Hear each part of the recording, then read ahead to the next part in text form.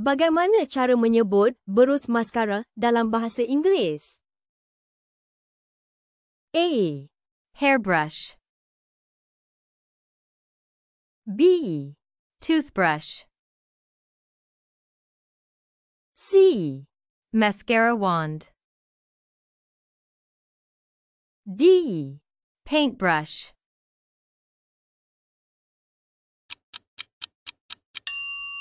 Jawapan yang betul ialah pilihan C. Mascara wand. Bagaimana cara menyebut botol pengilat kuku dalam bahasa Inggeris?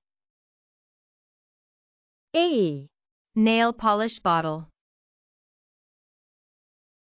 B.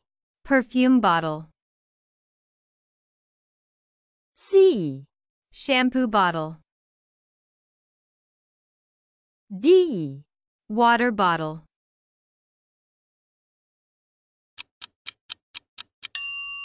Jawapan yang betul ialah pilihan A.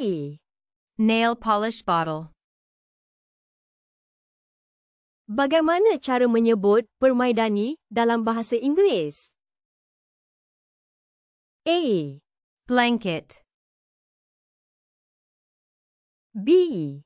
Rug. C. Doormat. D. Tapestry.